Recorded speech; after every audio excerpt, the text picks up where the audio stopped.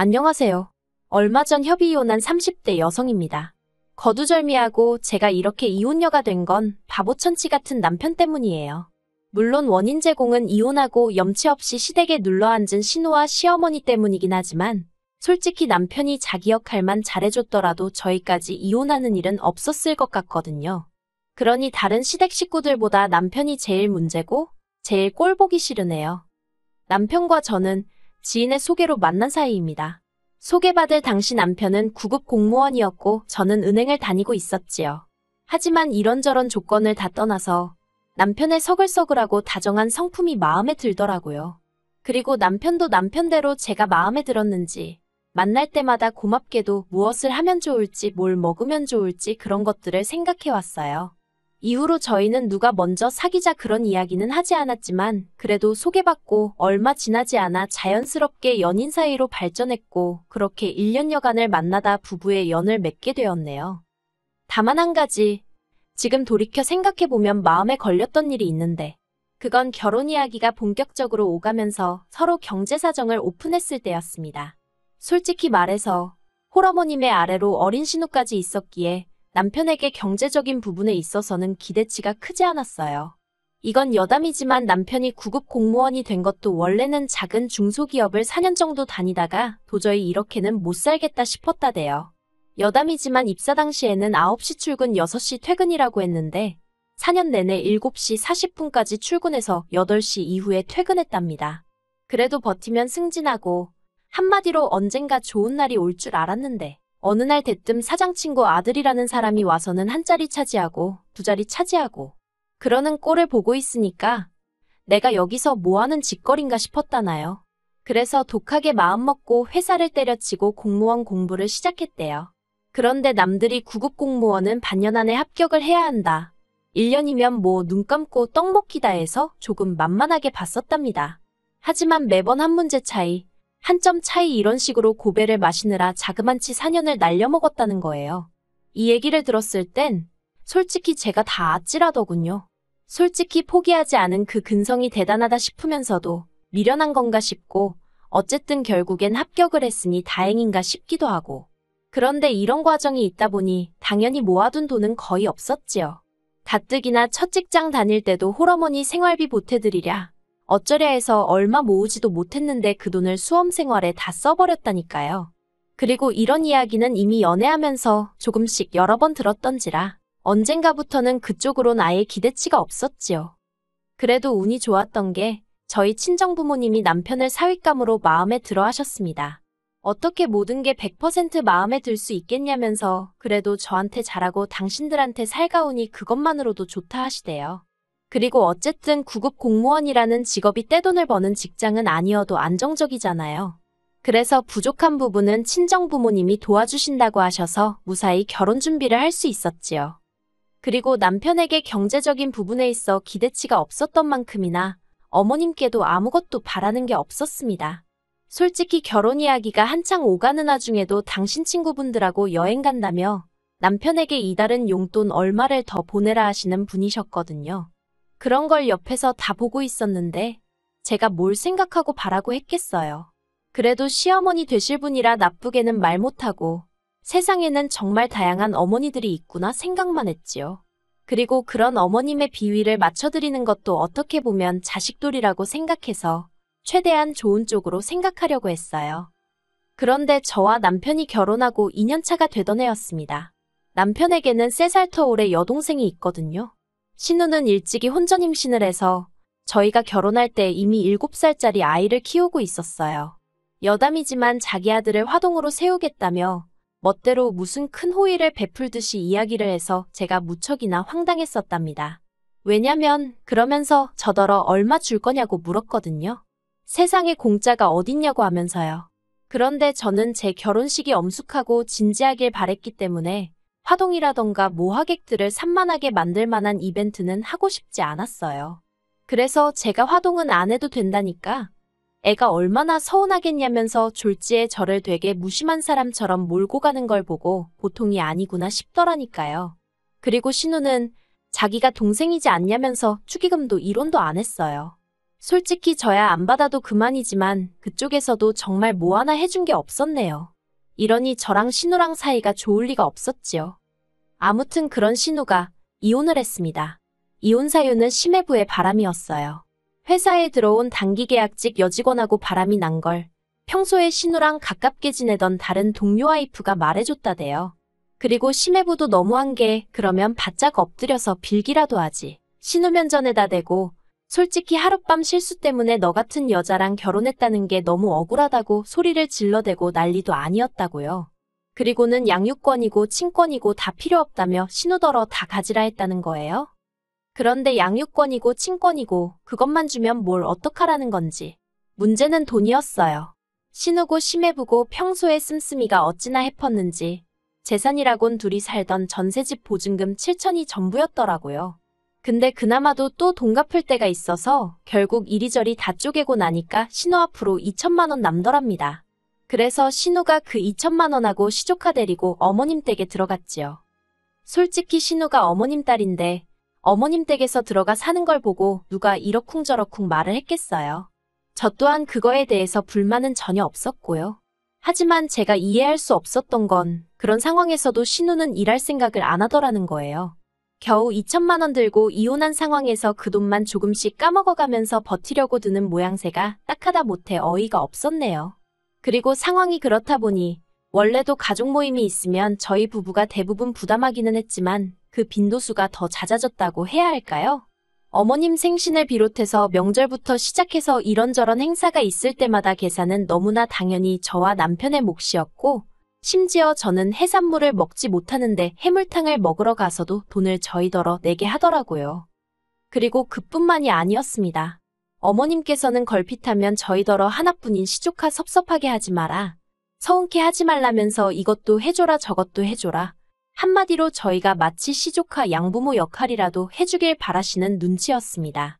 하지만 저희는 저희대로 자녀 계획을 세우고 있었기에 그렇게 무턱대고 시조카한테 돈을 들이부을 상황이 아니었거든요.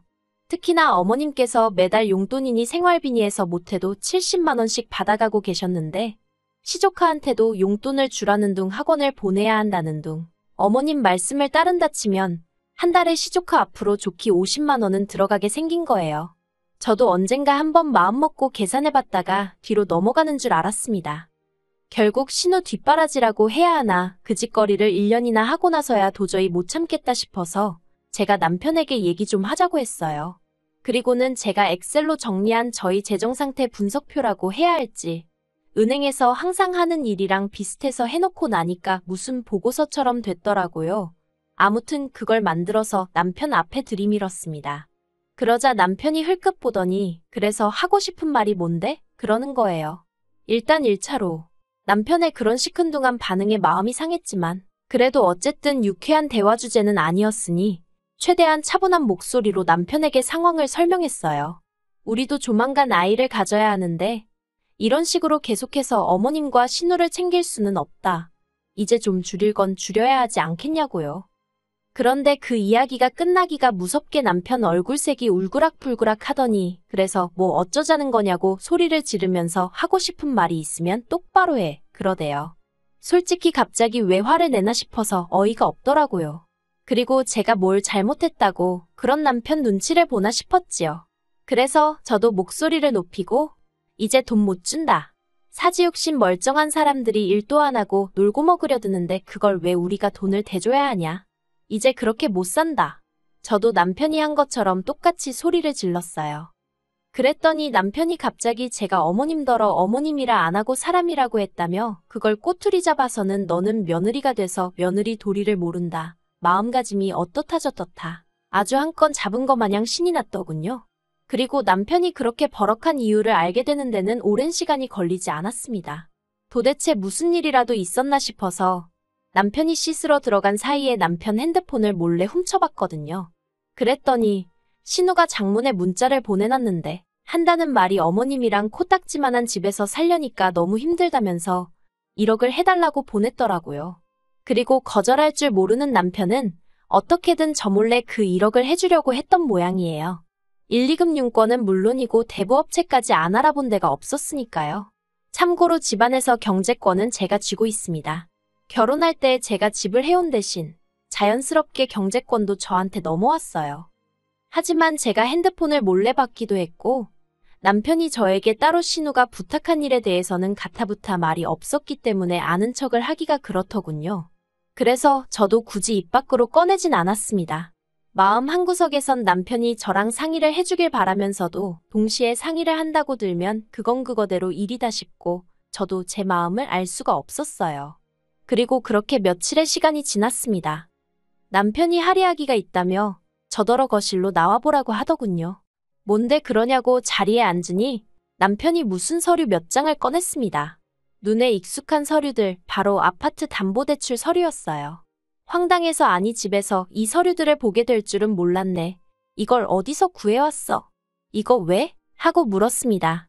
그랬더니 한다는 말이 아파트 담보대출 좀 받아줘 그러는 거예요. 그제서야 얼마 전 받던 신우의 문자가 생각이 났습니다. 순식간에 화가 솟구쳤지만 일단 아는 체는 하지 않고 갑자기 웬 대출을 받자는 거냐고 얼마나 필요해서 그러는데? 하고 물었어요. 그랬더니 1억 정도 필요하다면서 자기가 아는 형 돈을 빌려서 주식을 했다나요.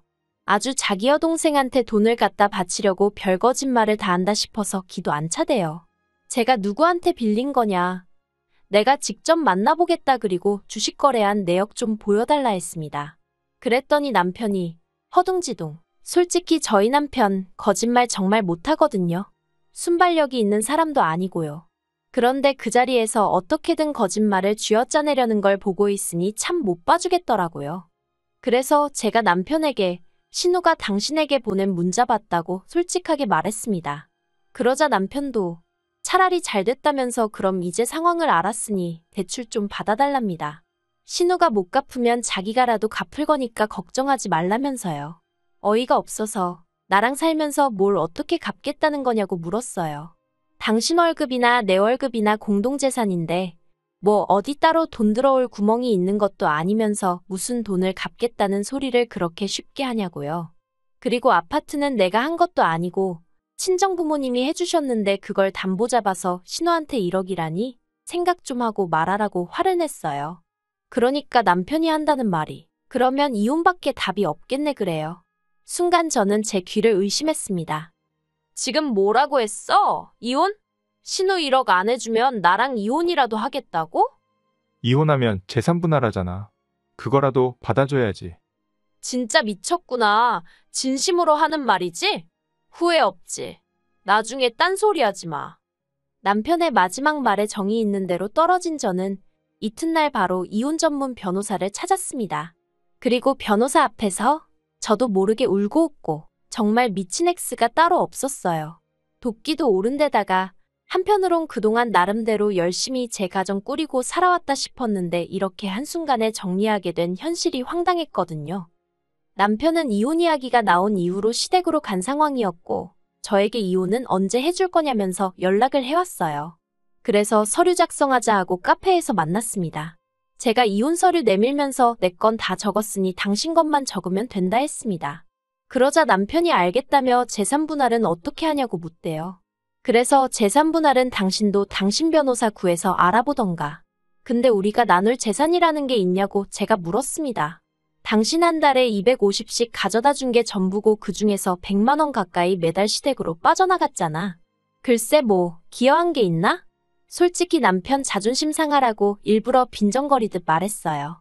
그리고 제 말투에 역시나 남편이 발끈해서는 그게 무슨 상관이냐며 어쨌든 부부가 같이 관리했으면 다 공동재산이라나요. 그리고는 집은 왜 빼먹냐길래 그건 증여야. 우리 부모님이 사랑하는 당신 딸 사주신 선물 같은 거라고. 당신은 나랑 결혼했단 이유 하나로 잠깐 빌렸을 수 있었던 거고. 그러자 남편 얼굴이 사색이 되어서는 그러면 자기 이혼 안 하겠답니다. 어이가 없어서 이혼이 당신이 하고 싶으면 하고 안 하고 싶으면 안 하고 그러는 건 줄 아냐고. 나는 이미 마음 굳혔다 했어요. 그리고는 지금 내가 준 이혼 서류 마저 작성해서 등기로 보내든가 아니면 잠자코 기다려. 내가 변호사 사서 소송 걸게. 그 말만 남기고는 먼저 카페에서 빠져나왔네요. 그리고 결국 남편도 알아보긴 했는지 결국 서류 작성해서 등기로 보냈더라고요. 솔직히 당시에는 여러 가지 감정이 교차했습니다. 남편이 몇 번 더 매달리고 그런 것도 없이 서류를 보냈다는 게 황당하기도 하고 괘씸하기도 하고. 그런데 다시 생각해보니까 매달린다고 제가 받아줄 것도 아니었고 오히려 서로 머리만 더 아팠을 것 같기도 해서 지금은 다 잘 됐다고 생각하고 있어요. 남편과 이혼한 이후로 놀랍게도 제 삶은 크게 달라진 게 없습니다. 여전히 친정부모님이 사주신 아파트에서 생활하며 직장을 다니고 있어요.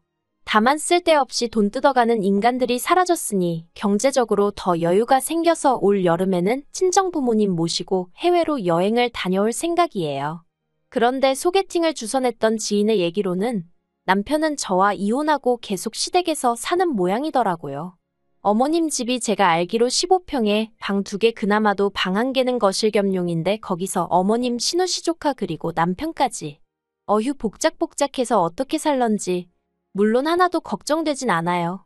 더한 곳에서 사는 사람들도 많은데요, 뭐. 아무튼 이혼하길 잘했다 싶네요.